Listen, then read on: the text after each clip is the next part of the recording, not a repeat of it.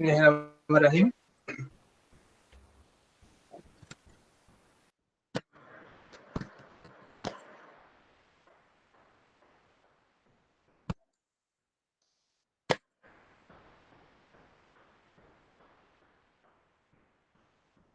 Bismillahirrahmanirrahim. Assalamualaikum warahmatullahi wabarakatuh. Waalaikumsalam warahmatullahi Waalaikumsalam wabarakatuh. warahmatullahi wabarakatuh. Waalaikumsalam warahmatullahi wabarakatuh. Ya, terima kasih atas online-nya dari Banten Pos dan rekan moderator yang sudah mempersiapkan kegiatan ini. Sebagai pengantar tentang penilaian berorientasi HOTS dalam pembelajaran sejarah, kita harus melihat kondisi saat ini. Kita berada di sebuah fase pembelajaran yang dilaksanakannya sebelum bulan Maret itu secara face-to-face atau secara tatap muka langsung di dalam kelas. Dengan bencana COVID-19, semuanya berubah secara drastis. Tetapi sebenarnya pembelajaran yang dilaksanakan itu sudah menerapkan sistem orientasi terhadap high order thinking skill atau kemampuan berpikir tingkat tinggi. Nah, tantangannya sekarang lebih dahsyat lagi karena pembelajaran yang dilakukan secara online learning dalam tahapan evaluasinya memang dibutuhkan peran serta yang sangat kuat baik dari sekolah ataupun dari guru, sehingga dalam proses menyediakan kemudahan dan memperlancar cara belajar peserta didik itu bisa dipertemukan. Nah, upaya peningkatan kualitas ini dapat dilakukan, salah satunya adalah dengan sistem penilaian, yang pada pertemuan kali ini kita akan membahas secara detail bagaimana menyusun kisi-kisi hingga menyusun soal, bentuknya bisa pilihan ganda ataupun uraian. Dalam menyusun alat evaluasi hasil belajar, biasanya peserta didik itu ditugaskan oleh para pendidik, dan pendidik dia dipastikan harus kompeten dalam bidang penyusunan alat evaluasi. Karena apa? Ya nanti tujuan dari pembelajarannya itu tidak akan tercapai jika tidak memiliki penguasaan. Apalagi rekan-rekan sebagai fresh graduate nanti setelah lulus dari program studi pendidikan sejarah FKIP Untirta, rekan-rekan harus update dengan proses alat evaluasi. Karena memang kita mengalami sebuah fase evaluasi pembelajaran itu terkadang diabaikan. Padahal hal ini adalah hal yang terpenting dalam proses belajar karena akan diketahui tingkatan pemahaman dari peserta didik, sehingga bisa dirumuskan untuk upaya perbaikan-perbaikan dalam pembelajaran. Dalam K13, alat evaluasi ini disusun sebagai upaya menstimulus. Jadi untuk meningkatkan kemampuan berpikir peserta didik. Dalam hal ini, tingkatan berpikirnya adalah orientasi high order thinking skill atau kemampuan berpikir tingkat tinggi. Secara konseptual, HOTS atau high order thinking skill atau kemampuan berpikir tingkat tinggi ini merupakan kemampuan berpikir yang tidak sekedar mengingat atau recall, tetapi harus bisa menyatakan kembali atau merujuk tanpa melakukan pengolahan atau recite. Jadi high order thinking skill ini termasuk bagaimana menunjukkan pemahaman akan informasi dan bernalar, bukan sekedar mengingat kembali informasi. Nah, inilah yang ingin saya garis bawahi dalam proses penyusunan alat evaluasi dengan berorientasi high order thinking skill harus menggunakan pendekatan nalar. Nah, dalam pembelajaran sejarah memang agak riskan gitu ya, karena memang ruang lingkupnya kadang karena skeptisisme atau keraguan-raguannya terbentuk akibat sejarah itu berkaitan hanya pada tempat dan waktu tokoh itu saja. Nah, inilah tantangan dalam bagaimana menyusun alat evaluasi.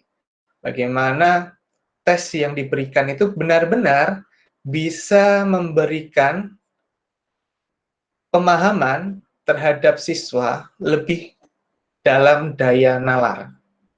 Nah, high order thinking skill ini tidak berarti soal itu lebih sulit, tetapi bagaimana bisa peserta didik itu memiliki kemampuan dalam bernalar. Kita akan lihat satu contoh di sini. Jadi, sulit tidak sama dengan high order thinking skill. Contohnya, mengetahui arti dari kata yang jarang digunakan. Mungkin termasuk sulit, tapi bukan high order thinking. Kecuali turut melibatkan proses penalaran seperti mencari arti dari suatu konteks atau stimulus. Dalam proses penyusunan soal HOTS, kita kadang menemukan ada soal-soal dengan konsepsi yang seperti ini. Di mana dan tanggal berapa Presiden pertama Republik Indonesia, Insinyur Soekarno dilahirkan? Ada beberapa opsi jawaban. Nah, inilah yang terkadang menjadi problematika karena tidak memiliki kedekatan emosional. Hal ini yang bisa dikatakan mudah, tetapi menjadi sulit karena kurangnya pemahaman. Nah, ini saja sebagai pengantar untuk kegiatan talk show hari ini. Saya buka dengan basmalah, bismillahirrahmanirrahim. Silahkan untuk moderator dan rekan-rekan peserta kegiatan talk show ini untuk aktif dalam kegiatannya. Silahkan, saya kembalikan ke moderator.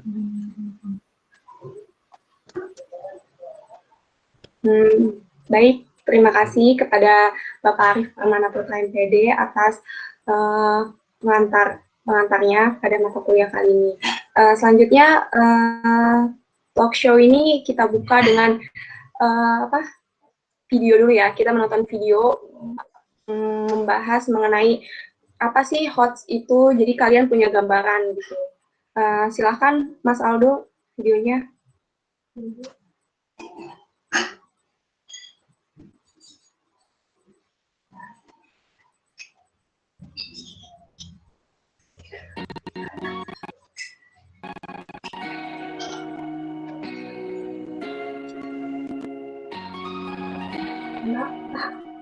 Assalamualaikum warahmatullahi wabarakatuh. Salam sejahtera bagi kita semua. Apa kabar Bapak dan Ibu guru di seluruh Indonesia? Mudah-mudahan Bapak dan Ibu dalam keadaan sehat walafiat, bahagia dan tetap semangat. Bapak Ibu, sudah pernah mendengar istilah HOTS? Apakah itu artinya panas? Dalam bahasa Inggris hot adalah panas ya Bapak Ibu. Tapi tentu saja bukan. HOTS adalah singkatan dari High Order Thinking Skill. High Order Thinking Skill atau dalam bahasa Indonesianya adalah proses berpikir tingkat tinggi. Ini memang sering kita dengar dalam kurikulum 2013. Bapak dan Ibu sekalian, sebelum kita melangkah lebih lanjut tentang HOTS, maka kita pelajari dulu 6 tingkat kognitif yang dikemukakan oleh Bloom. Di sini disebut juga dengan taksonomi Bloom, yang kemudian direvisi oleh muridnya yang bernama Anderson, sehingga namanya menjadi taksonomi Anderson. Bapak dan Ibu sekalian bisa dilihat di sini bahwa dari tingkat yang paling rendah, ini Bloom mengungkapkan bahwa yang paling rendah adalah knowledge, comprehension, application, analysis, synthesis, dan evaluation. Oleh Anderson kemudian direvisi pada bagian yang di bawah, ini menjadi remembering, kemudian ada understanding, sedangkan di bagian atas ini ada evaluating, dan yang tertinggi adalah creating, kreasi. Taksonomi Bloom kita lihat seperti ini ya, walaupun sudah direvisi oleh Anderson, namanya tetap penemu yang pertama, jadi taksonomi Bloom. Ini dari yang paling bawah adalah remembering, understanding, applying, analyzing, evaluating, dan creating. Jadi yang paling puncak adalah berkreasi.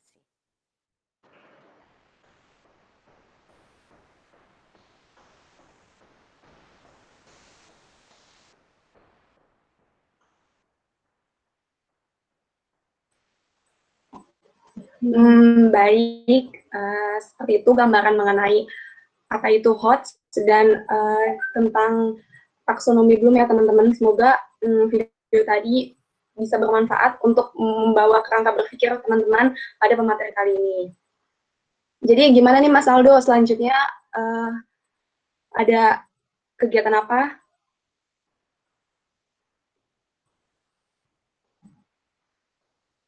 Mas Aldo, mohon maaf, di-unmute dulu sepertinya mikrofonnya. Iya. Mohon maaf. Oke.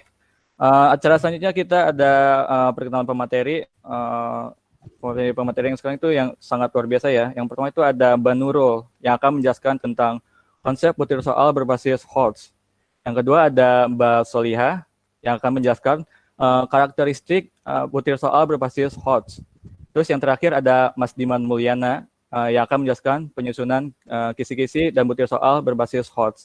Oke, untuk mengefektifkan waktu, langsung saja ya kita ke acara inti yang materi pertama yang akan dijelaskan dan dipaparkan oleh Mbak Nurul. Kepada Mbak Nurul, saya persilakan tempat dan waktunya. Baik, punten ya Mas Aldo, saya dan teman-teman saya izin share screen dulu.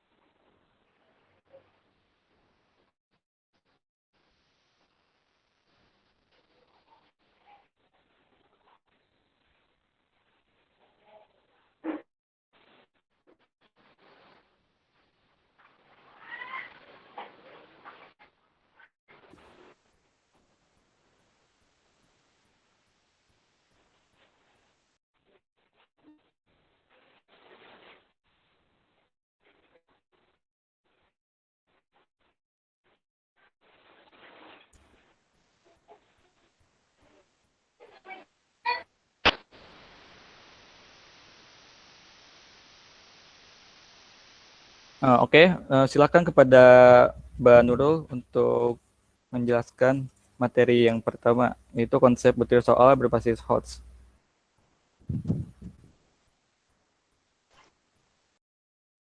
Moderator, jelaskan soal berbasis HOTS. Ada yang pertama, yaitu menurut setiap dalam Indonesia,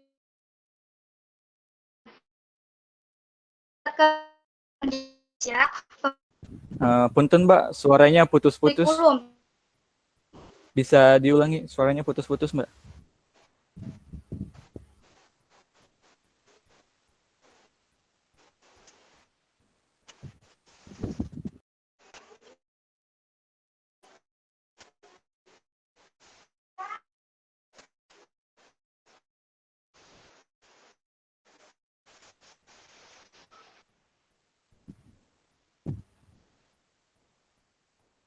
Aduh, keluar Mbak Nurulnya.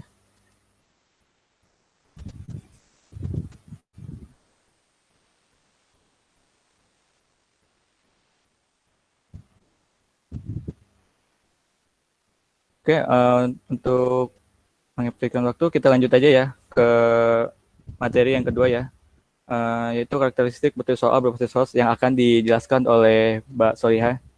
Pada Mbak Soliha, dipersilahkan. Terima kasih kepada moderator yang telah memberikan kesempatan dan juga waktunya kepada saya. Nah, di sini saya akan membahas mengenai karakteristik butir soal berbasis HOT atau High Order Thinking Skill. Nah, soal-soal HOT sangat direkomendasikan dalam berbagai penilaian kelas. Nah, adapun karakteristik dari soal-soal HOT yang pertama yaitu mengukur kemampuan berpikir tingkat tinggi. Nah, di mana The Australian Council for Education Research atau ACER menyatakan bahwa kemampuan berpikir tingkat tinggi merupakan proses menganalisis, merefleksi, mengemukakan argumen, menerapkan konsep di situasi berbeda, menyusun, dan juga menciptakan. Nah, kemampuan berpikir tingkat tinggi juga termasuk kemampuan untuk memecahkan masalah, problem solving, kemampuan berpikir kritis, critical thinking, berpikir kreatif, creative thinking, kemampuan berargumen, reasoning, dan kemampuan mengambil keputusan yaitu decision making. Nah, kemampuan berpikir tingkat tinggi ini sangat diperlukan pada zaman modern seperti saat ini, yang dimana peserta didik diwajibkan untuk memiliki kemampuan tersebut. Nah, adapun kreativitas penyusunan permasalahan dalam HOTS, yaitu ada kemampuan menyelesaikan permasalahan yang tidak familiar, kemampuan mengevaluasi strategi yang digunakan untuk menyelesaikan masalah dari berbagai sudut pandang yang berbeda, dan yang terakhir yaitu menemukan model-model penyusunan baru yang berbeda dengan cara-cara sebelumnya. Nah, kemampuan berpikir tingkat tinggi ini sebenarnya bisa dilakukan kepada peserta didik melalui pembelajaran di kelas. Yang selanjutnya yaitu ada berbasis permasalahan konstekstual.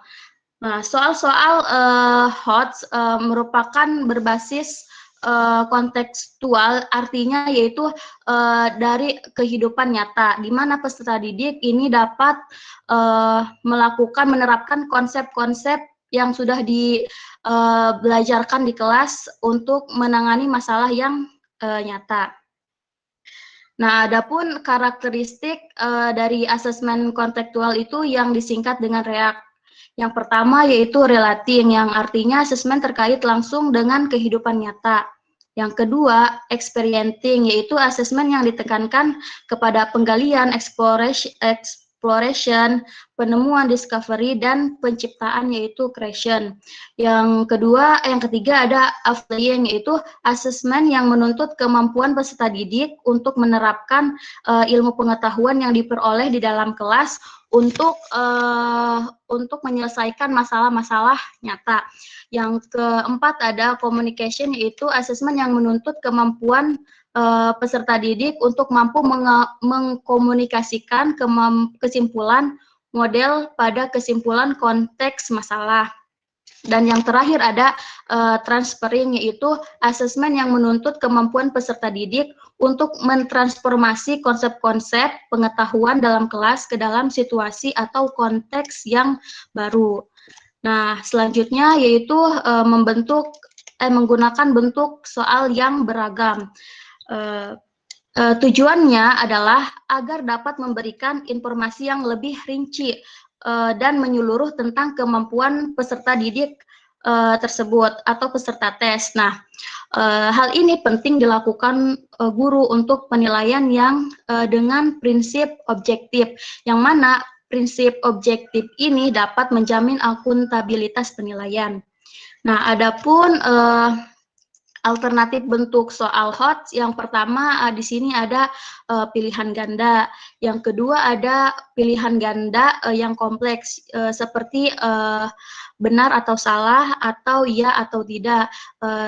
Yang ketiga ada isian singkat atau melengkapi, yaitu soal yang menuntut peserta didik untuk mengisi jawaban singkat dengan cara mengisi kata, frase, angka, ataupun simbol. Nah, yang selanjutnya yaitu jawaban singkat atau pendek, yang mana soal yang jawabannya berupa kata, kalimat pendek, atau frase terhadap suatu pertanyaan. Dan yang terakhir adalah soal uraian. Nah, di sini adalah suatu soal yang jawabannya menuntut siswa untuk mengorganisasikan gagasan atau hal-hal yang telah dipelajarinya dengan cara mengemukakan gagasan menggunakan kalimatnya sendiri dalam bentuk tertulis. Mungkin cukup sekian dari pemateri dari karakteristik. Saya kembalikan kepada moderator. Oke, terima kasih pada Mbak Solia atas pemaparan materinya. Oke, Mbak Nurul udah kembali? Sudah masuk lagi? Mas Aldo. Ya, oke. Kita lanjut lagi ya. Yang konsep butir soal berbasis hots ini. Silakan Mbak Nurul, waktu dan tempatnya. Ya, terima kasih Mas Aldo. Selanjutnya ini konsep butir soal berbasis HOTS. Nah ini ada menurut Setiawati dalam jurnal Iqbal Faza Ahmad dan Sukiman, di mana dalam meningkatkan mutu pendidikan di Indonesia, pemerintah terus melakukan pengembangan terhadap kurikulum, termasuk dalam pengembangan sistem penilaiannya. Nah, misalnya dalam kurikulum 2013, nah ini sudah menggunakan model penilaian yang berstandar internasional. Salah satunya yaitu menekankan pada kemampuan berpikir tingkat tinggi. Nah, jadi pada konsep penilaian ini lebih mengarah pada pembentukan kemampuan peserta didik secara mandiri dalam berpikir kritis, kreatif, inovatif, serta mampu memecahkan permasalahan yang lebih kompleks. Kemudian yang kedua, ini ada menurut Ariana dalam jurnal Iqbal Faza Ahmad dan Sukiman ini menyatakan bahwa kemampuan berpikir tingkat tinggi ini tidak sekedar mengingat, tidak sekedar menyatakan kembali ataupun merujuk tanpa melakukan pengolahan. Nah, tetapi harus berpikir kompleks, harus berpikir yang lebih kompleks. Nah, ini yang dimaksudkan adalah dapat menguraikan materi, dapat membuat kesimpulan, membangun representasi, dapat menganalisis, serta membangun hubungan yang lebih melibatkan aktivitas mental yang paling dasar. Kemudian yang ketiga ini ada menurut Mustahdi dalam jurnal Iqbal Faza Ahmad dan Sukiman, di mana keterampilan berpikir tingkat tinggi ini tidak lepas dari sistem klasifikasi hasil belajar yang dikemukakan oleh Benjamin dan kawan-kawan. Yang dari sisi dimensi proses kognitif ini dibagi menjadi 6 jenjang dalam taksonomi Bloom. Kemudian dibagi menjadi 2 kategori. Kategori yang pertama ini kemampuan berpikir tingkat rendah. Ini meliputi berpikir, mengingat, memahami, dan menerapkan. Kemudian yang kedua ini ada kemampuan berpikir tingkat tinggi. Ini meliputi menganalisis serta mengevaluasi. Yang terakhir ini ada menurut Costa dalam jurnal Junior Maharani mengemukakan bahwa HOTS merupakan berpikir yang menguji pada tingkat yang lebih tinggi. Nah, yang lebih tinggi yang dimaksudkan ini telah dijelaskan sebelumnya, yaitu dapat berpikir kritis, dapat mengevaluasi, dapat menganalisis di si peserta didiknya. Kemudian adapun prinsip-prinsip umum dalam penilaian HOTS. Nah, ini menurut Brockhart dalam jurnal Iqbal Faza Ahmad dan Sukiman. Yang pertama ini ada menentukan dengan jelas tepat apa yang akan dinilai. Kemudian yang kedua, desain tugas atau instrumen tes yang mengharuskan siswa untuk menunjukkan pengetahuan atau keterampilan yang diinginkan.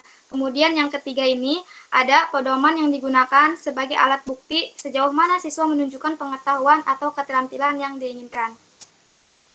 Ya, seperti itu.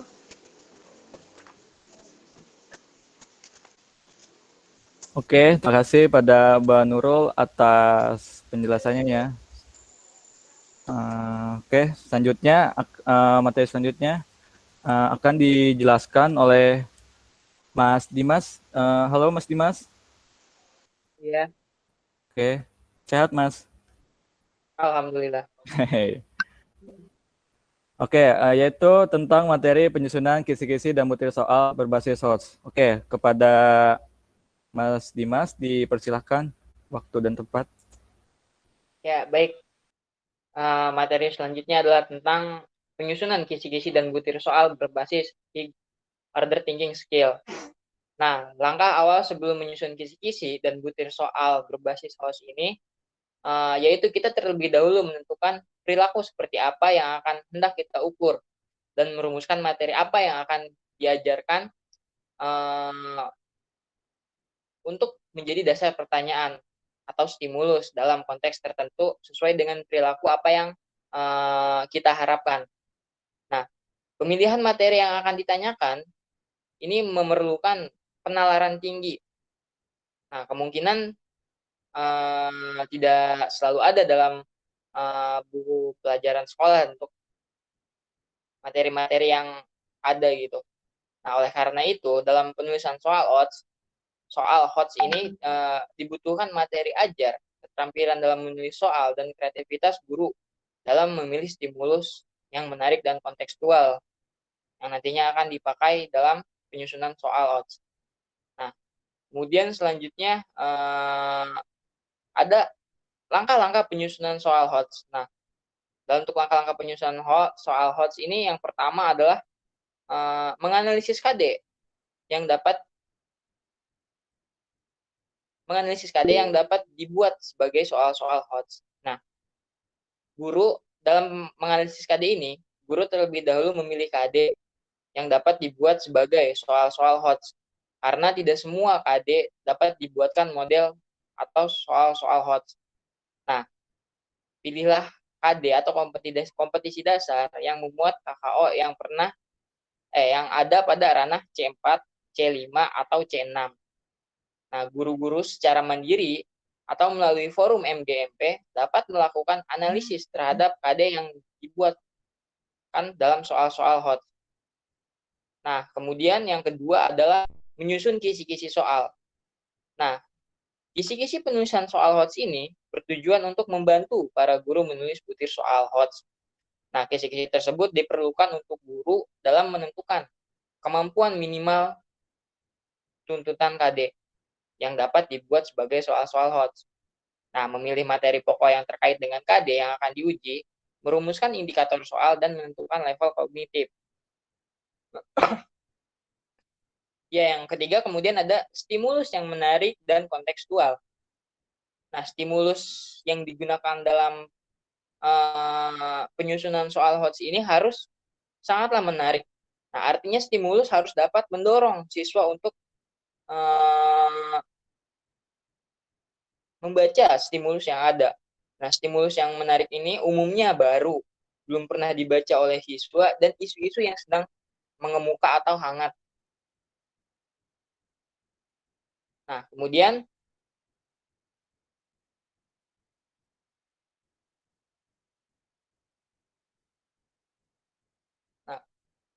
yang keempat ada menulis butir soal pertanyaan dengan kisi-kisi sesuai soal. Nah, butir-butir pertanyaan ini ditulis sesuai dengan kaidah penulisan butir soal HOTS. Nah, kaidah butir penulisan soal HOTS ini pada umumnya terletak pada aspek materi, harus disesuaikan dengan karakteristik soal HOTS. Sedangkan pada aspek konstruksinya harus berbahasa relatif sama. Setiap butir soal ini ditulis pada kartu soal sesuai dengan format penulisan soal. Nah, kemudian ada yang kelima atau yang terakhir adalah membuat pedoman penskoran, rubrik, atau kunci jawaban. Nah, setiap butir soal HOTS yang ditulis ini harus dilengkapi dengan pedoman penskoran atau kunci jawaban. Nah, penskoran atau pedoman kunci jawaban ini dibuat untuk membentuk soal uraian sesuai dengan kunci jawaban yang dibentuk untuk pilihan ganda dan isian singkat. Nah, kemudian langkah selanjutnya adalah ada langkah-langkah dalam penyusunan kisi-kisi soal berbasis HOTS. Ya, kisi-kisi adalah suatu format atau matriks yang memuat informasi yang dapat dijadikan pedoman untuk menulis soal atau merakit soal menjadi tes. Nah, penyusunan kisi-kisi ini merupakan langkah penting yang harus dilakukan sebelum penulisan soal. Nah, dengan adanya kisi-kisi ini, penulisan soal akan menghasilkan soal-soal yang sesuai dengan tujuan dan perakitan soal akan lebih terarah dan benar. Nah, kemudian di sini ada contoh format dalam pembuatan kisi-kisi soal. Yang pertama adalah kompetensi dasar. Nah, kompetensi dasar ini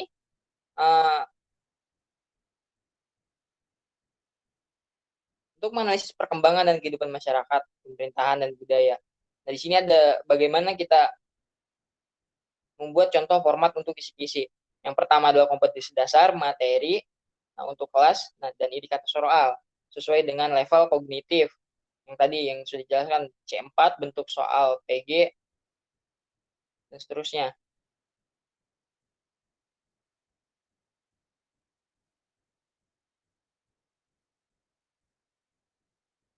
Nah, kemudian juga ada penyusunan kartu berbasis soal HOTS. Nah, untuk format penyusunannya juga mungkin tidak jauh beda ketika ada kompetensi dasar, ada materi yang akan diajarkan, kemudian ada juga indikator soal. Nah, ya mungkin sekian pemaparan dari saya kembalikan lagi kepada moderator. Ya, terima kasih pada Mas Diman ya atas pemaparan materinya. Oke, bagi audiens yang ingin bertanya, silahkan tulis pertanyaan di room chat. Dan bagi yang streaming di YouTube, boleh mengajukan pertanyaan. Bisa ditulis di kolom komentar ya. Oke, selanjutnya saya akan menyimpulkan dari materi sebelumnya. Ini yang pertama dari Ban Nurul ya, tentang konsep butir soal berbasis HOTS. Jadi HOTS itu adalah kemampuan berpikir yang tidak hanya sekedar mengingat, tetapi kemampuan berpikir yang menelaah informasi secara kritis, kreatif, berkreasi, dan memecahkan masalah. Terus menurut Mustadi sendiri, penilaian berpikir tingkat tinggi itu meliputi 3 prinsip, yaitu meningkatkan stimulus bagi siswa untuk dipikirkan, permasalahan baru bagi siswa, membedakan antara tingkat kesulitan soal. Untuk materi yang kedua yaitu tentang karakteristik butir soal berbasis high order thinking atau berpikir tingkat tinggi. Itu yang pertama itu ada mengukur kemampuan berpikir berbasis permasalahan yang kontekstual, menggunakan bentuk soal yang beragam. Di level kognitif sendiri itu mengukur kemampuan berpikir tingkat tinggi ada mengkreasi, mengevaluasi, dan menganalisis. Kalau dari berbasis permasalahan kontekstual, yaitu ada mengaplikasi dan memahami. Kalau dari menggunakan bentuk soal beragam, yaitu tentang mengetahui. Selanjutnya akan dilanjut oleh Mbak Ismi. Silakan Mbak Ismi.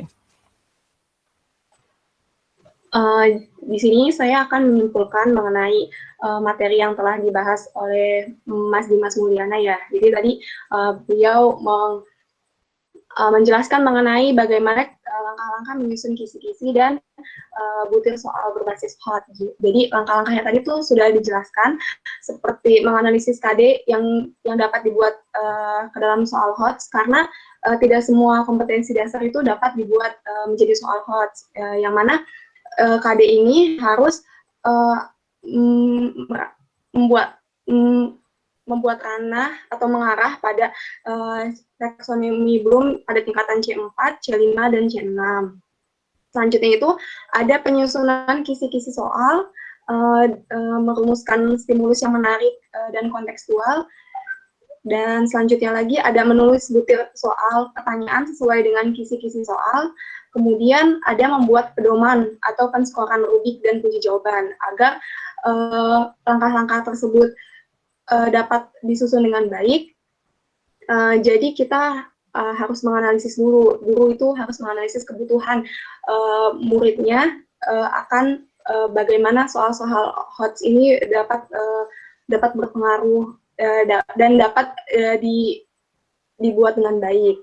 Nah, selanjutnya itu untuk dalam menyusun soal-soal berbasis HOTS ini harus adanya kisi-kisi soal. Jadi kita juga harus mengetahui bagaimana langkah-langkah penyusunan kisi-kisi soal tersebut.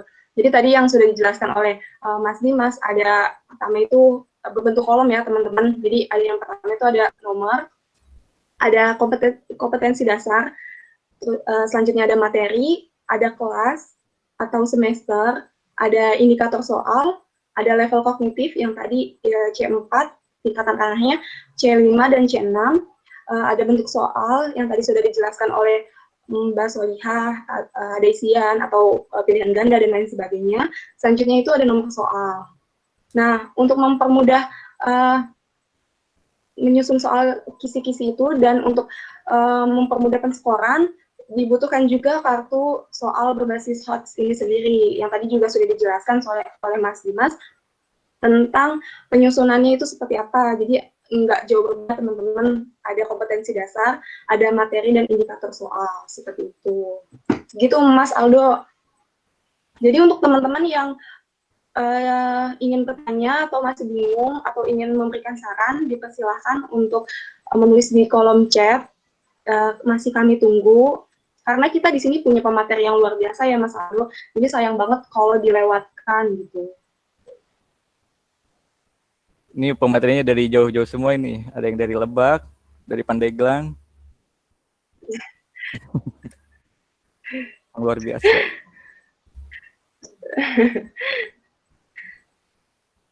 Oke, di sini ada beberapa pertanyaan yang masuk ya. Silakan yang lain masih ditunggu. Untuk teman-teman yang melihat live streaming juga boleh di kolom komentar live streaming bisa menanyakan di situ. Nanti akan kita bacakan dan akan kita pilih pertanyaan yang menarik. Seperti itu Mas Aldo. Iya Bun. Oke, maksudnya Mbak Ismi.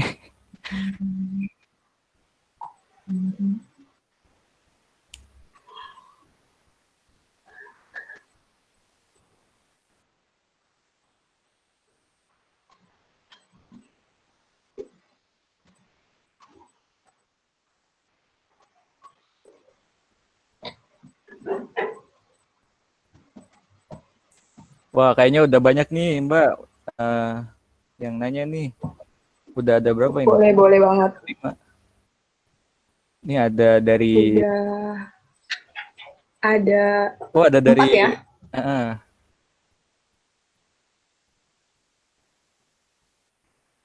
Tunggu. Terus saya cek dulu ya. Yang di live streaming ada yang nanya, Mas? Dicek dulu ya. Iya. Ya, boleh.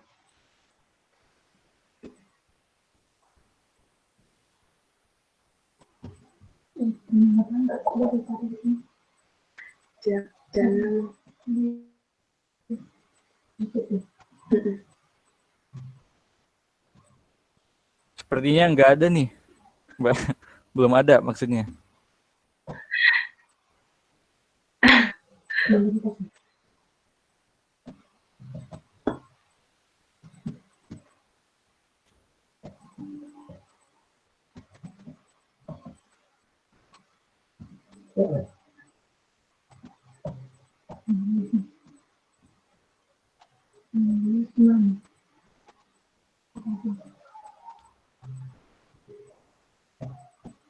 Sepertinya nggak ada nih. Belum ada.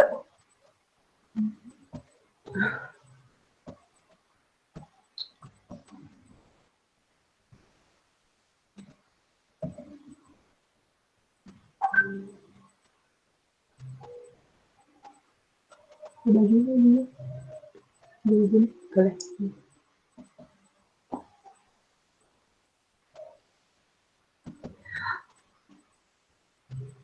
Oke, kita pilih satu dulu ya. Mas Aldo, pertanyaannya udah banyak banget nih Mas Aldo. Kita pilih boleh satu deh dulu kalau ya. mau dipilih. Boleh. Kita pilih yang paling menarik. Sebenarnya semuanya pertanyaan menarik ya Mas Aldo. Sebenarnya pertanyaannya semua menarik. Cuma karena waktu, jadi kita pilih ya teman-teman.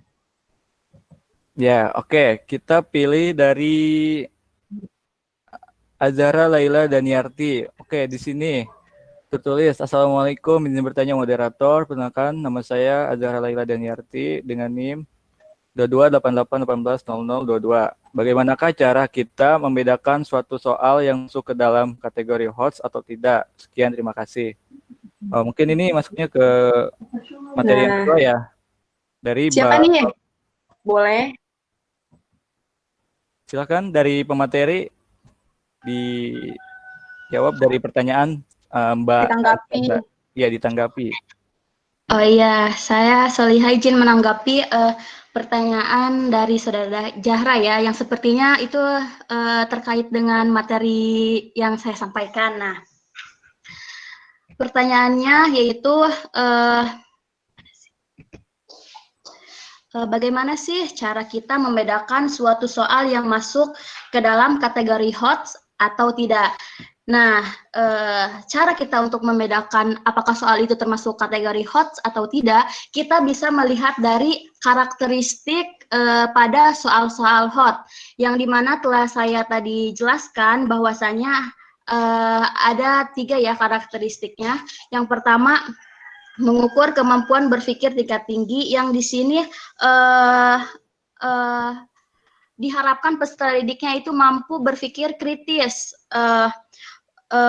berpikir kreatif, kemampuan berargumen, dan kemampuan mengambil keputusan. Nah, yang sudah dijelaskan juga oleh Bapak Arif dalam kata pengantar juga, bahwasanya tingkat kesukaran dalam butir soal itu belum tentu termasuk ke dalam HOTS ya, atau difficulty is not same as higher order thinking ya. Nah, misalnya yang sudah dicontohkan oleh Bapak Arif. Nah, selanjutnya yaitu ada berbasis permasalahan kontekstual ya, yang dimana asesmen berbasis ini tuh situasi menyambungkan permasalahan situasi nyata dengan konsep pada pembelajaran di kelas.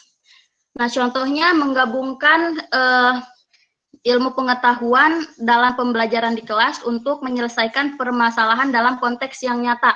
Contohnya seperti saat ini permasalahannya pada masyarakat dunia saat ini, misalkan lingkungan hidup, terus kesehatan, kebumian. Nah, jadi si peserta didik itu bisa mengintegrasikan atau menginterpretasikan permasalahannya, pembelajaran yang telah mereka serap di suatu pembelajaran kelas ke permasalahan yang nyata itu.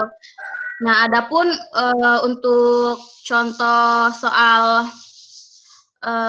HOTS ya, ini yang diperoleh, dan yang kedua itu alur berpikirnya itu menggunakan informasi dari keberadaan kompleks makam Troloyo.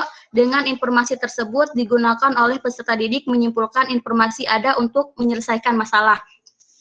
Nah, biasanya juga di dalam soal-soal HOT itu ada fungsi distractor ya, atau pengecoh soal. Nah, di mana di situ kita peserta didik itu bisa memberi kesimpulan bahwasanya jawaban-jawaban itu biasanya wah kayaknya ini tuh benar semua, padahal cuma satu yang benar. Jadi seperti itu, saudari Zahra. Bagaimana tentang penjelasannya? Terima kasih. Iya, baik. Makasih atas jawabannya, cukup dimengerti.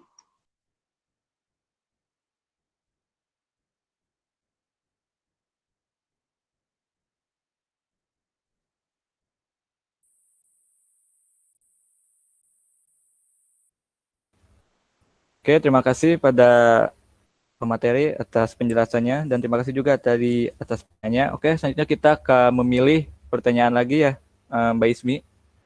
Silakan Mbak Ismi sekarang yang milih. Ya, baik. Terima kasih Mas Aldo. Jadi kita sepertinya ini ya pertanyaan Wahyu ya. Oke, sebentar ya. Assalamualaikum warahmatullahi wabarakatuh. Saya Muhammad Wahyu dengan NIM 2288180038. Izin bertanya mengenai langkah-langkah penyusunan HOTS di mana terdapat langkah stimulus yang menarik dan kontekstual. Pertanyaannya, bagaimana cara dalam menggabungkan soal sejarah ya dengan menggabungkan dalam soal sejarah yang merupakan masa lampau digabungkan dengan kontekstual masa kini. Terima kasih gitu. Jadi kepada pemateri dipersilahkan, mungkin ini penyusunan soal itu Mas Dimas ya. Kepada Mas Dimas mungkin ada tanggapan? Ya baik, mungkin coba menjawab pertanyaan dari audiens tadi terkait bagaimana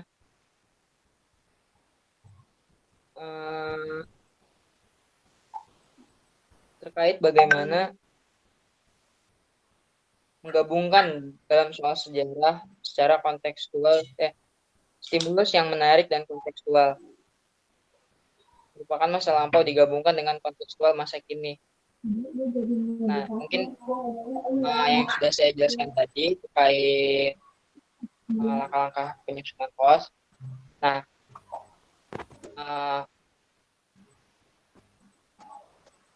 untuk menggabungkan, untuk membuat soal hot secara kontekstual, untuk apa tadi? Sebentar. Ya. Jadi pertanyaan itu Mas, ya, untuk menggabungkan soal sejarah yang merupakan masa lampau, nah digabungkan dengan kontekstual masa kini. Cara menggabungkannya adalah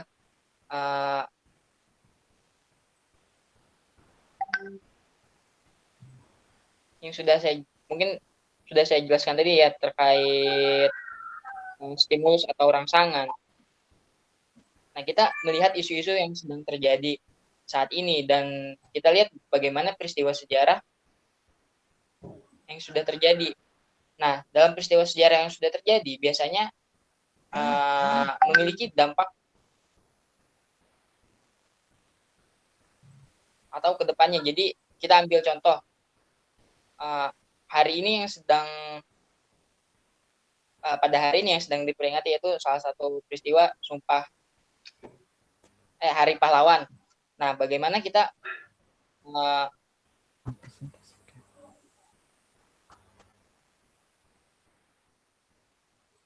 membawa gitu suatu konteks sejarah kepada keadaan masa kini dengan pembuatan soal hots ini gitu. Jadi mungkin seperti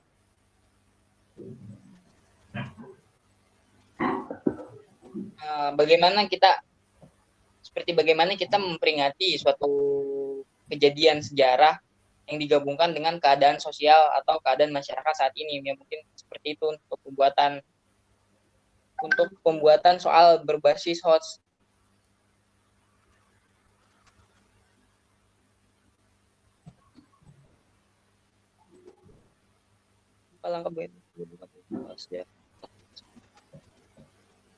Bagaimana cara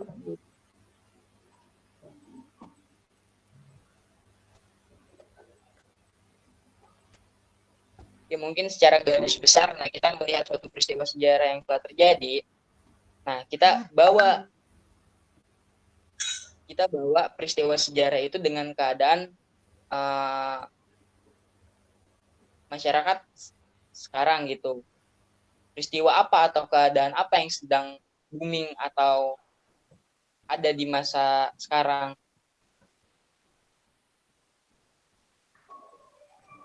Ya, mungkin seperti itu. Gimana?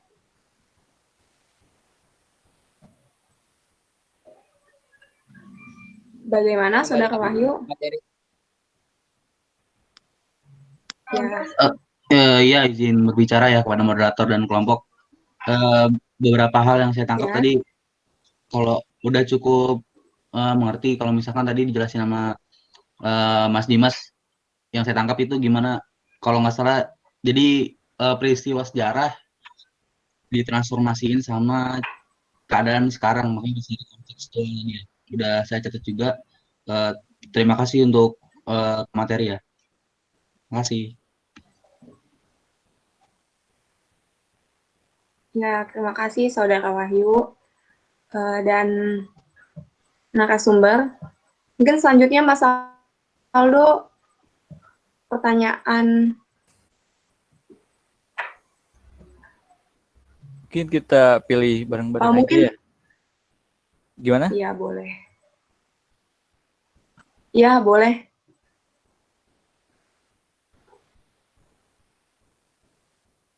Ini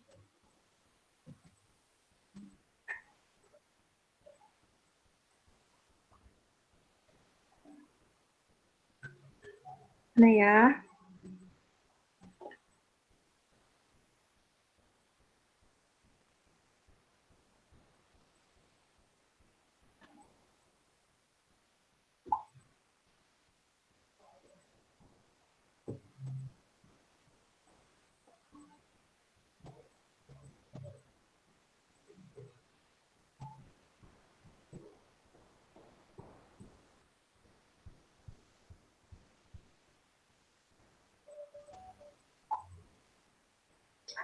Oke, selanjutnya itu saya udah milih nih Mas Aldo. Pertanyaan dari Utami ya. Utami itu menanyakan, Assalamualaikum warahmatullahi wabarakatuh. Waalaikumsalam. Saya Utami Hadianti, izin bertanya kepada kelompok 5 yang membahas mengenai penyusunan kisi-kisi dan soal berbasis hot. Tadi kan sudah dipaparkan oleh Bapak Arif bahwasannya soal sulit itu bukan termasuk soal hot. Lalu bagaimana cara membedakan antara itu termasuk soal berbasis hot atau soal sulit yang tentu tidak termasuk soal berbasis hot. Jadi menurut saya ini tadi sudah disinggung ya oleh oleh pemateri. Jadi bisa langsung dijawab aja oleh pemateri. Saya persilahkan. Ya, sepertinya pertanyaannya merujuk kepada materi saya lagi ya teman-teman ya. Oh ya, seperti yang sudah saya jelaskan di sebelumnya ya, bahwasanya soal yang sukar itu belum tentu dia itu soal hot ya, hot. Ya, sebagai contoh, saya di sini mau mencontohkan lagi soal yang bukan termasuk hot ya. Saya akan mencontohkan seperti ini ya. Raja pertama kerajaan Samudra Pasai adalah, misalkan A. Sultan Iskandar Muda, B. Sultan Tirtayasa, atau C. siapa sampai E pokoknya ya. Nah itu tuh tidak termasuk hot. Mengapa? Apakah ada yang bisa menjawab? Mengapa soal yang tadi saya sebutkan itu tidak bisa termasuk ke dalam soal hot? Oke, saya langsung jawab aja ya. Karena soal itu bukan hot karena stimulusnya itu tidak berfungsi dengan baik. Tidak ada tahapan alur berpikir disebabkan oleh soal hanya mengingat C1. Sedangkan tuntutan KD itu menganalisis C4 ya. Jadi kan biasanya kebanyakan nih soal-soal di SMA kayak gitu kan. Kita jadi hanya mengingat saja, oh Raja pertama Samudra Pasai ini. Cuma ingat doang kan, tidak ada analisis dari soal tersebut, tidak ada penyampaian emosi menurut Bapak Arif itu ya. Jadi seperti itu Neng Ami, bagaimana Neng Ami? Ya, sebenarnya pusing juga ya, maksudnya belum ngeh gitu perbedaan mana soal yang memang sulit atau hot gitu. Tapi kalau misalkan nih ada kayak soal yang kayak muter-muter dulu, padahal pertanyaannya itu, terus itu termasuk apa? Apa itu termasuk soal hot atau gimana? Nih ya, biasanya soal hot itu dalam pertanyaannya itu dia itu tidak ditujukan langsung ke jawaban yang ada di situ, Mi, biasanya nggak kayak gitu. Ya, jadi tidak ditujukan langsung. Misalkan soal bla bla bla bla bla bla, tidak ada langsung pertanyaan misalkan sejarah ini gimana ya? Pokoknya di inti soalnya itu dia itu tidak langsung di jawabannya itu tidak ada contoh soalnya gitu. Tidak langsung dalam contoh soalnya tidak langsung ada jawabannya di jawabannya gitu. Iya ya. Jadi kayak ada stimulus gitu ya, kayak buat analis dulu baru nanti ke pertanyaan. Iya, gitu. Kasih pemateri sampai ya, sama-sama. Terima kasih kepada Saudari Solihah dan Utami untuk pertanyaannya. Sebenarnya memang menarik ya. Jadi itu di sini kita belajar gimana kita membedakan soal hot dan bukan soal hot. Nah, saya juga mau pendapat ini, Mas Aldo boleh nggak Mas Aldo? Iya, silahkan Mbak.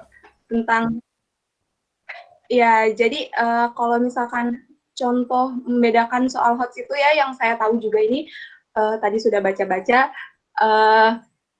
Jadi misalkan dijelaskan ada makam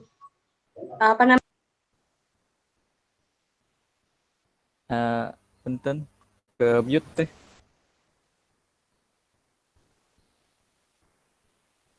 Suaranya ke mute, Mbak. Ismi.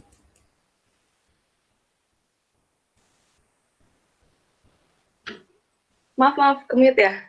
Oke. Jadi kayak kompleks makam Toloyo ini udah ada batu nisannya. Nah, di situ tuh di masa pemerintahan Hayam Wuruk. Nah, kita ketahui waktu Majapahit itu adalah bukan kerajaan Islam, tapi di situ ada nisan makam yang melambangkan itu adalah makam Islam. Selanjutnya dijelaskan mengenai berkaitan erat dengan apa makam itu. Selanjutnya dari fakta-fakta tersebut, pertanyaan yang bisa diungkapkan itu kayak jadi kesimpulan yang dapat diambil, nah itu bisa jadi salah satu soal hot karena murid ini disuruh menganalisis soal tersebut. Jadi kesimpulannya itu apa? Bukan cuma kayak pertanyaan makam apakah, peninggalan masa apakah makam itu atau lain sebagainya, seperti itu sih Mas Aldo. Gitu kan menarik banget ya Mas Aldo ya, membedakan itu seperti apa. Ya, Gitu. sangat menarik sekali. Udah Mungkin 3 pertanyaan ya Mas Aldo ya? ya, mungkin mau udahan atau satu pertanyaan lagi? Satu pertanyaan lagi dong. Kan ini banyak banget nih Iya, kasihan kalau nggak pertanyaannya. Jadi disebutin. kita kasih, iya kita kasih kesempatan 1 pertanyaan lagi ya, Oke. teman-teman. Tunggu, pertanyaan siapa ya? Boleh deh Mas Aldo yang pilih. Tadi kan saya udah milih. Ya, makasih Mbak. Oke, kita pilih dari Devi Novitasari. Di sini, Assalamualaikum, Waalaikumsalam. Saya Devi Novitasari dengan NIM 22880037.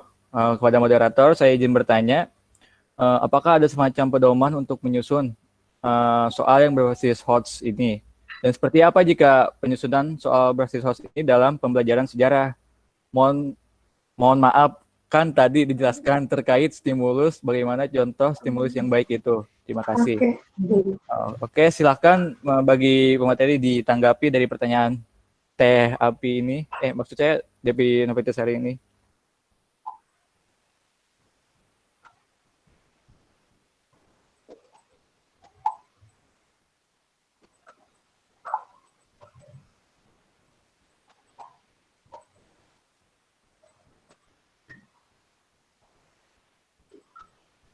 Gimana pemateri?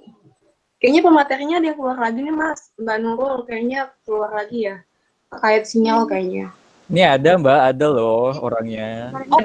Ada. Tadi perasaan keluar. Oke, silakan. Mungkin Mbak Nurul ya yang mau menjawab atau menanggapi.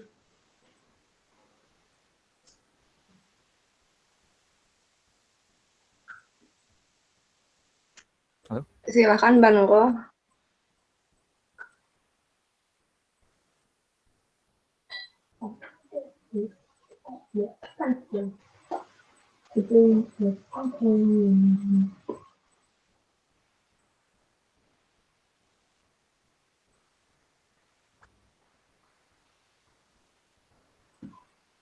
Kok nge-freeze ya? Kemana nih? Halo Mbak Nurul. Kemana ini? Kayaknya di tempatnya susah sinyal ya. Kalau nggak lagi hujan nih Mbak.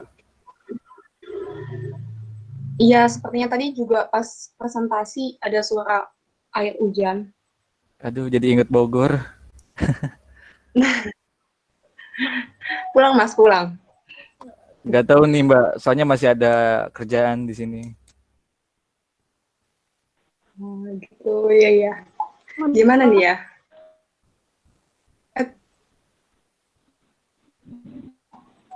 Assalamualaikum. Ada suaranya Mas. Waalaikumsalam. Waalaikumsalam, Teteh. Sok. Silakan Mbak. Ya, jadi sebenarnya dalam makalah kami itu ada penyusunan soal yang berbasis HOTS dalam pendidikan sejarah ini. Di sini saya akan menjelaskan nih ada kompetensi dasarnya ini. 3.6 ini ada menganalisis perkembangan kehidupan masyarakat, pemerintahan, dan budaya pada masa kerajaan Hindu dan Buddha di Indonesia, serta menunjukkan contoh yang masih berlaku kehidupan masyarakat Indonesia pada masa kini. Nah, kemudian pada materinya ini yaitu kehidupan agama dan sosial pada masa kerajaan Majapahit. Kemudian pada indikator soalnya ini disajikan informasi mengenai teks makan, contohnya Troloyo di Trawulan peserta didik dapat menyimpulkan inisial masyarakat Islam pada masa kerajaan Majapahit. Nah, kemudian untuk membuat merumus stimulus yang dan konseptual ini ya. Nah, ini stimulus yang digunakan ini kan memang harus menarik, artinya stimulus harus dapat mendorong siswa untuk membaca stimulus. Nah, stimulus yang menarik ini pernah oleh siswa atau isu yang sedang mengemuka.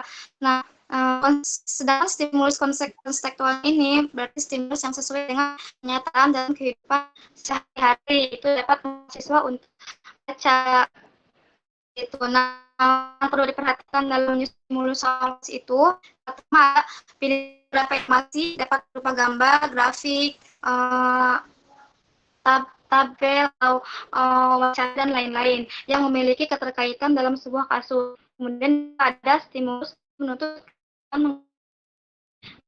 dari hubungan, menganalisis, menyimpulkan, menciptakan. Yang ketiga ini ada dalam pilihan kesalahan konseptual menarik atau yang terkini yang memotivasi siswa untuk membaca, kecuali untuk bahasa, untuk mata kuliah bahasa, pelajaran bahasa jaga konseptual. Kemudian yang keempat ini ada terikat langsung dengan pertanyaan pokok soal dan berfungsi. Seperti itu. Gimana? Silakan.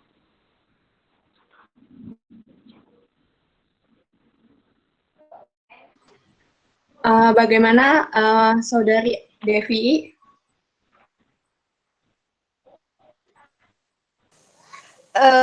Mungkin kalau misalnya buat penyusunan gitu, insya Allah lumayan gitu, saya udah mengerti gitu ya. Kalau misalnya boleh nggak saya minta contohnya gitu, stimulus yang konseptual yang konseptual ya itu yang kayak gimana gitu. Soalnya kalau misalnya gitu kan katanya kan tadi kayak gambar gitu, terus kayak grafik gitu kan, kadang kalau misalnya kayak grafik gitu kan kayak semacam sulit dimengerti atau gimana gitu. Jadi gimana gitu contohnya, saya boleh minta contohnya buat stimulus yang benar itu gimana gitu. Terima kasih.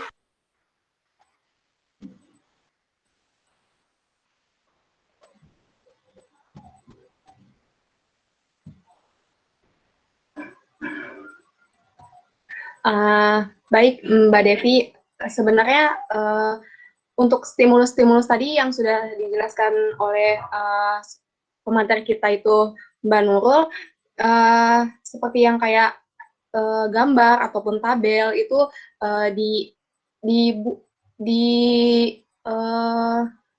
dimasukkan oleh guru ketika menyusun soal-soal HOTS itu untuk membuat kerangka berpikir. Jadi jadi soal HOTS di sini tujuannya misalkan ditampilkan tabel nih. Nah, di situ murid disuruh menganalisis. Nah, dari analisis itu barulah tercapai ranah F4 dari analisis. Sebenarnya kita udah ada di makalah. Ini kalau misalkan mau lihat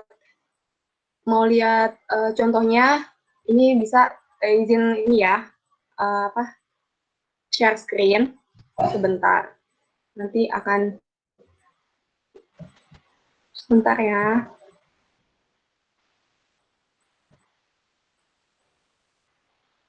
Udah terlihat ya?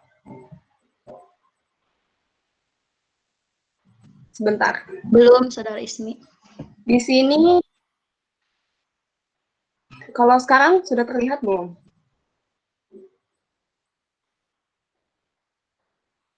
Mas Aldo, gimana nih Mas? Udah terlihat? Sudah terlihat. Udah Mbak, udah ada. Oh, sudah. Oke, di sini cuma sebagai contoh ya teman-teman, kelompok talk show kali ini memaparkan tentang makam Troloyo tadi. Nah, di sini kan kalian bisa lihat di sini dilampirkan gambar nisan makamnya itu, dan diberi narasi untuk membuat kerangka berpikir dari murid itu sendiri. Nah, itu termasuk salah satu stimulus dari soal ini sendiri. Nah, selanjutnya kalian bisa lihat di sini narasi-narasinya itu membuat kayak peserta didik itu berpikir untuk tujuannya itu untuk menganalisis bagaimana kenapa makam itu bisa ada di makam Islam bisa ada di masa pemerintahan Majapahit seperti itu. Nah, itu stimulus-stimulusnya. Di sini ada pertanyaannya juga. Nah, untuk membantu mengapa ini disebut soal HOTS, ini bisa kalian baca. Jadi di sini guru atau contoh soal ini menginginkan peserta didik untuk menyimpulkan, yaitu menganalisis dari semua narasi dan tadi gambar yang sudah diberikan itu tujuannya tuh kesimpulannya analisisnya itu apa gitu. Di sini ada soal-soal yang diberikan, ini pilihan ganda ya bentuk soalnya. Seperti itu. Di sini juga ada soal pengecoh, ini tentang kehidupan ekonomi, ada yang para pedagang gitu. Nah, ini kenapa disebut soal HOTS? Yang pertama itu mengurai,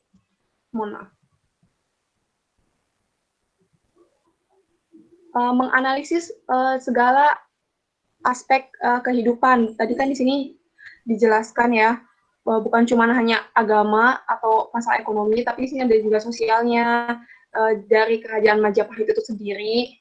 Terus selanjutnya itu ada informasi tentang penyelesaian masalah dari keberadaan kompleks makam Troloyo ini sendiri. Seperti itu, Mbak Devi, bagaimana? Iya Mbak Ismi, terima kasih. Saya izin menambahkan, boleh nggak Mbak Ismi? Silakan Mbak. Ini saya stop dulu ya.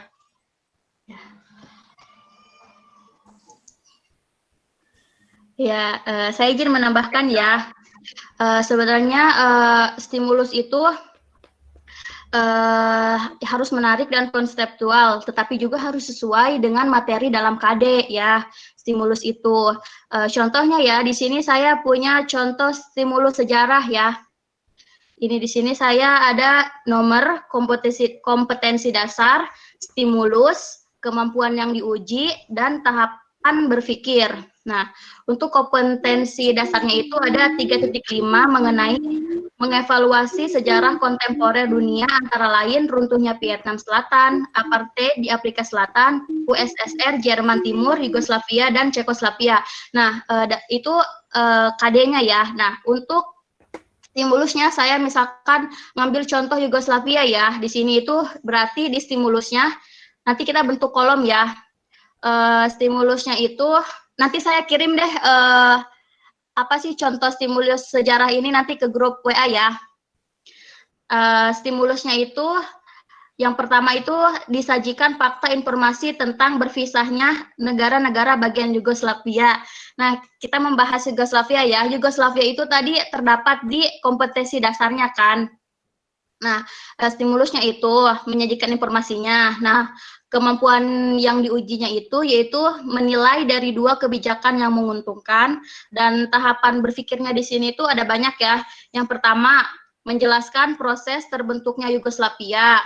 Seperti yang dijelaskan contoh soal tadi Troloyo itu ya. Misalkan dalam narasinya ya, yang pertama itu menjelaskan, tapi ini tentang Yugoslavia ya. Misalkan menjelaskan proses terbentuknya Yugoslavia, menguraikan kondisi perkembangan pasca terbentuknya Yugoslavia, menarik kesimpulan dari 2 kebijakan pemimpin Yugoslavia, dan terakhir menilai kebijakan yang lebih menguntungkan jika itu berjalan dengan baik.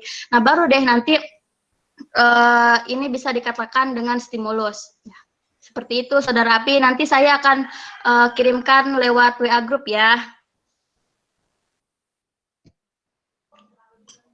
Terima kasih. Terima kasih Saudara Soliha.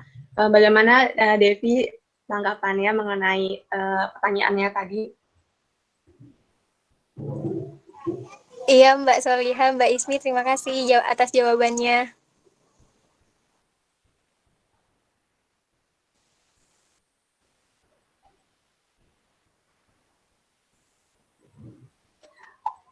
Mas Aldo, yang di live streaming mungkin ada pertanyaan atau bisa dicek, Mas Aldo?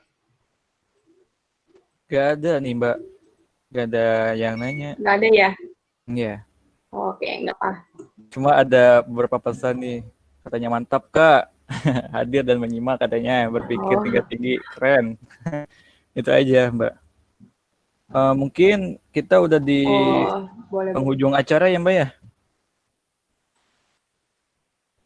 Iya, kayak karena waktunya terbatas, jadi mungkin eh, belum bisa menjawab semua pertanyaan teman-teman, tapi kita tahu pertanyaan teman-teman menarik semua. Terima kasih yang telah bertanya. Ya, Mas Aldo ya. Iya Mbak. Jangan berkecil hati Sebentar yang ya, belum dijawab ya teman-teman. pertanyaannya. Mungkin di lain waktu kita bisa Nanti berdiskusi lagi. Ya Mbak? ya, ya nanti di lain waktu kita bisa sharing-sharing. Mungkin ada yang masih penasaran, itu boleh banget kita sharing-sharing mungkin di grup lain atau lain sebagainya, teman-teman. Jadi saya akan menyampaikan kesimpulan dari talk show kita pada hari ini. Ya, Mas Aldo ya. Iya Mbak. Saya izin menyampaikan kesimpulan. Jadi kesimpulan yang saya buat dan oleh dari materi kali ini yaitu high order thinking skill atau yang disingkat HOTS adalah proses berpikir kompleks dalam mengurai materi, membuat kesimpulan, membangun representasi, menganalisis, dan membangun hubungan dengan melibatkan aktivitas mental yang paling mendasar. Makanya di sini HOTS ini disebut cara berpikir tingkat tinggi ya teman-teman. Selanjutnya itu dalam menyusun kisi-kisi dan soal berbasis HOTS itu terdapat karakter soal HOTS yang harus diketahui. Nah, di sini untuk mempermudah penyusunan penyusunan butir soal tersebut, Benjamin S. Bloom itu menyusun hierarki taksonomi yang dibuat untuk tujuan pendidikan. Di setiap tingkatan memiliki standar keahlian yang ingin dicapai peserta didik. Jadi tadi yang sudah dijelaskan ada C1, C2, C3, C4, C5, dan C6. Itu hierarkinya.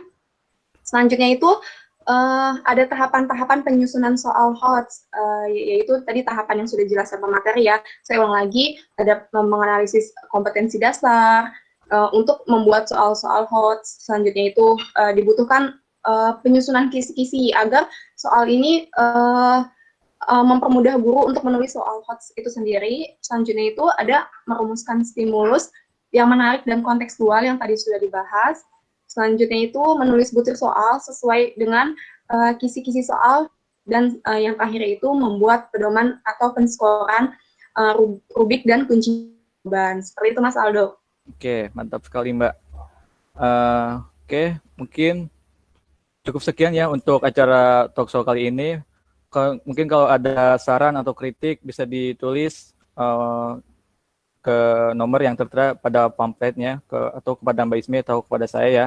Yang dari YouTube juga bisa mengirimkan kritik dan saran. Oke, cukup sekian dari kami berdua. Kurang lebihnya mohon maaf. Wassalamualaikum warahmatullahi wabarakatuh. Warahmatullahi wabarakatuh. Waalaikumsalam warahmatullahi wabarakatuh. Waalaikumsalam warahmatullahi wabarakatuh. Baik, kami kembalikan kepada Bapak Arif Permana Putra MPD selaku dosen pengampu mata kuliah evaluasi pembelajaran sejarah.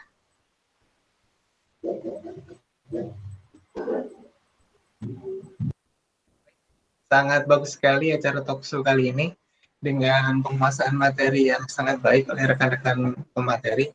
Bahwasanya kajian penyusunan kisi-kisi dan butir soal dalam pembelajaran sejarah dengan orientasi high order thinking skill atau kemampuan berpikir tingkat tinggi yang tadi sudah diwacanakan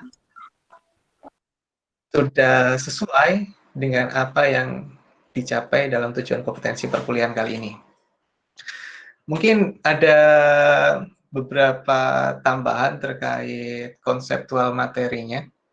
Saya coba bagikan.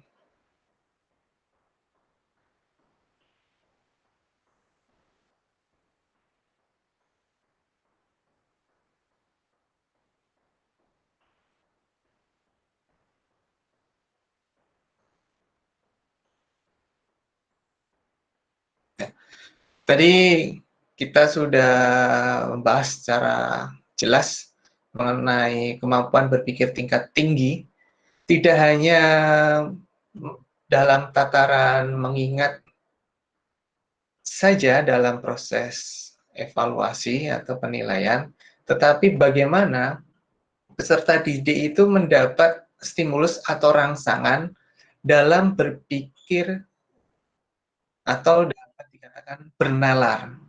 Nah, proyeksi inilah yang kita bisa lihat seperti yang tadi sudah dikemukakan, ada tingkatan-tingkatan kemampuan yang bisa dilihat dari pemikiran Bloom, yang titik tertingginya adalah creating. Nah, inilah yang harusnya bisa diajukan dalam proses evaluasi sehingga pemahaman siswa itu sudah dalam tataran analisis, minimal di tingkatan analisis sudah bisa dilakukan.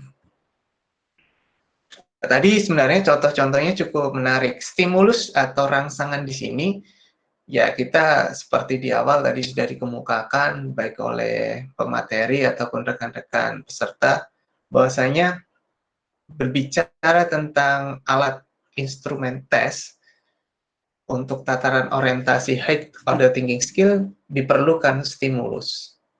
Nah, stimulus di sini juga harus dipertimbangkan kompetensinya.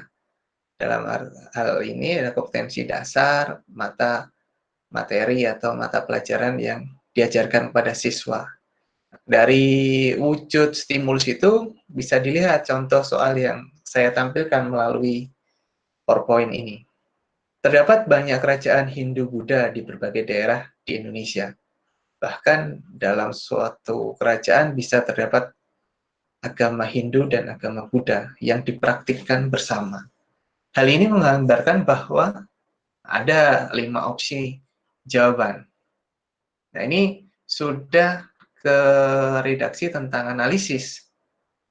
Nah, jawaban yang paling tepat adalah jawaban terdapat akar toleransi dalam tradisi dan budaya masyarakat Indonesia. Karena tataran ini adalah tataran mengenai analisis. Bagaimana di masa kerajaan Mataram kuno atau Mataram klasik, sebagai bukti arkeologis adanya percandian di Prambanan yang dikelilingi oleh percandian Buddha. Ada Candi Sewu, kemudian Kalasan. Nah, ini Pawon. Nah, menunjukkan adanya dalam satu masa terdapat 2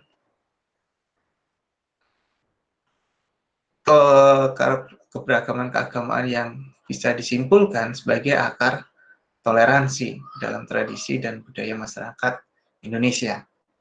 Nah, dalam studi masa kolonial ada hal yang unik gitu ya. Kita menggunakan stimulus konsepnya dengan kondisi saat ini.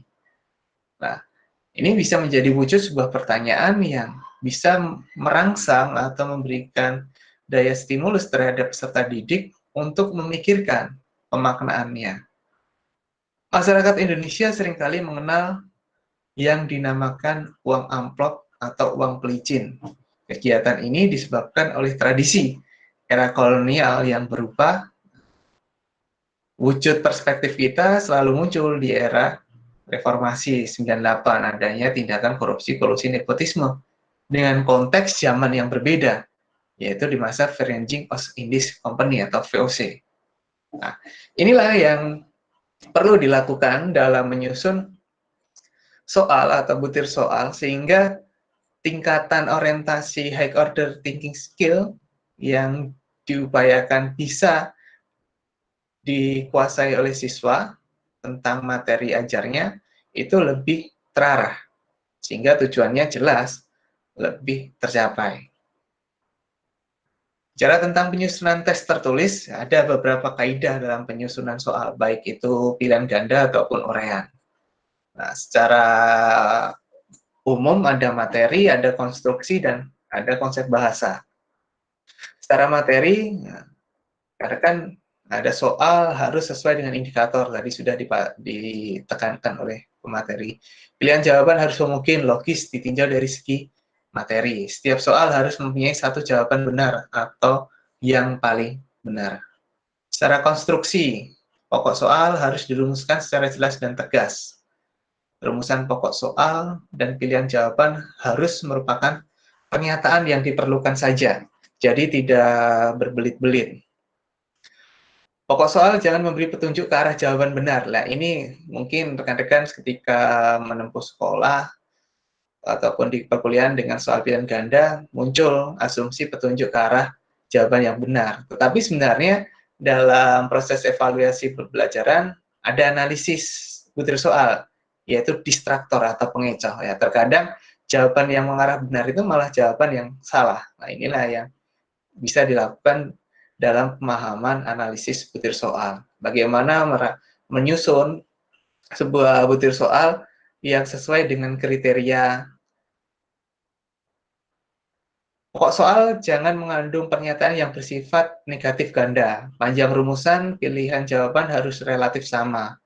Pilihan jawaban jangan mengandung pernyataan. Semua pilihan jawaban di atas salah ataupun semua pilihan jawaban di atas benar. Ini terkadang juga banyak muncul rumusan-rumusan jawaban atau pernyataan seperti ini. Pilihan jawaban yang berbentuk angka atau waktu harus disusun berdasarkan urutan besar kecilnya nilai angka tersebut atau kronologis. Nah, ini harus diperhatikan. Gambar, grafik, tabel, diagram yang terdapat pada soal harus jelas dan berfungsi. Nah, terkadang ada beberapa soal yang diketemukan yang tidak memiliki fungsi kebenaran pemanfaatan gambar, grafik, tabel, diagram. Yang terakhir, butir soal jangan bergantung pada jawaban soal sebelumnya. Jadi terkadang ada intrik gitu ya dari soal sebelumnya, ada kemiripan asumsi. Soal harus menggunakan bahasa yang sesuai dengan kaidah bahasa Indonesia. Jangan menggunakan bahasa yang berlaku setempat jika soal akan digunakan untuk daerah lain atau nasional. Setiap soal harus menggunakan bahasa yang komunikatif. Setiap pilihan jawaban jangan mengulang kata atau frase yang bukan merupakan satu kesatuan pengertian. Hal penting lain yang perlu diperhatikan dalam penulisan soal tidak boleh terindikasi sara, suku, agama, ras, atau antar golongan.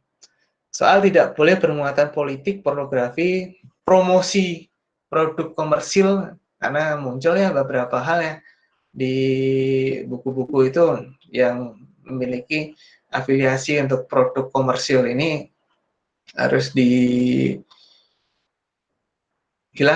tidak boleh ada muatan-muatan itu. Nah, dalam menyusun butir soal, selain kisi-kisi, nah, kita harus buat kartu soal pilihan. Nah, sehingga nanti ada rumusan-rumusan yang mudah untuk diakses. Bagaimana pertimbangan-pertimbangan dari setiap soal yang diberikan. Untuk kaidah penulisan soal bentuk uraian, nah, ada beberapa kriteria juga terkait materi. Soal harus sesuai dengan indikator. Batasan pertanyaan dan jawaban diharapkan ruang lingkupnya harus jelas. Makanya harus ada indikator-indikator jawaban yang benar.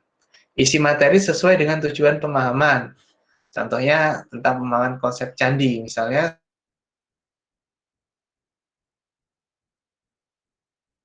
kompetensi berbahasa atau lainnya. Jadi harus selaras, berkesesuaian. Isi materi yang ditanyakan sudah sesuai dengan jenjang jenis sekolah ataupun tingkat kelas. Jadi tingkat kompetensi ini diukur harus disesuaikan dengan tingkat peserta didik. Misal untuk SMA jangan gunakan soal-soal dari tingkatan SMP, materi-materi SMP ataupun sebaliknya.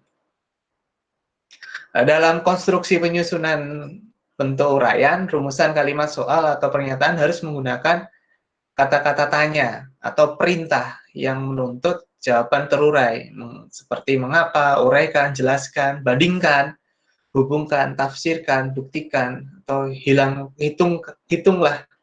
Jangan menggunakan kata tanya yang tidak menuntut jawaban uraian. Misal, siapa, di mana, kapan. Nah, ini kurang sesuai untuk konstruksi bentuk uraian. Nah, perlu adanya petunjuk yang jelas tentang cara mengerjakan soal. Ini dituntut dalam bentuk soal uraian. Buatlah pedoman penskoran segera setelah soalnya ditulis dengan cara menguraikan komponen yang akan dinilai atau kriteria penskoran. Jadi dari kriteria penskoran itu ditentukan indikator tingkatan kebenaran dari setiap jawaban dari rumusan pertanyaan yang ada. Hal lain yang menyertai soal seperti tabel ataupun sejenisnya harus disajikan secara jelas dan terbaca, sehingga tidak memunculkan banyak penafsiran. Nah, secara kaidah bahasa pun juga perlu dipertimbangkan dalam menyusun soal bentuk uraian. Rumusan butir soal menggunakan bahasa, kalimat, dan kata-kata yang sederhana. Dan harus komunikatif, sehingga mudah dipahami oleh peserta didik. Rumusan soal tidak mengandung kata-kata yang dapat menyinggung perasaan peserta didik atau kelompok tertentu. Rumusan soal tidak menggunakan kata-kata atau kalimat yang menimbulkan penafsiran ganda atau salah pengertian. Butir soal menggunakan bahasa Indonesia yang baik dan benar. Rumusan soal sudah mempertimbangkan segi bahasa dan budaya. Jangan menggunakan bahasa yang berlaku setempat. Nah, ini kartu soal untuk uraian. Juga ada kartu soal terkait tentang praktek ya. Nanti untuk materi ini saya akan bagikan kepada rekan-rekan. Saya rasa itu saja cukup. Saya kembalikan kepada moderator untuk menutup kegiatan perkuliahan kali ini. Oke, terima kasih untuk Pak Arif atas pemaparannya. Kita tutup talk show kali ini dengan mengucap lafaz hamdalah. Alhamdulillah.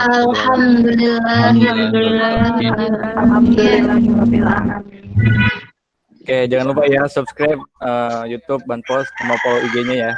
Oke, cukup sekian. Wassalamualaikum warahmatullahi wabarakatuh. Terima kasih semuanya atas waktu dan Waalaikumsalam. Waalaikumsalam warahmatullahi wabarakatuh. Bapak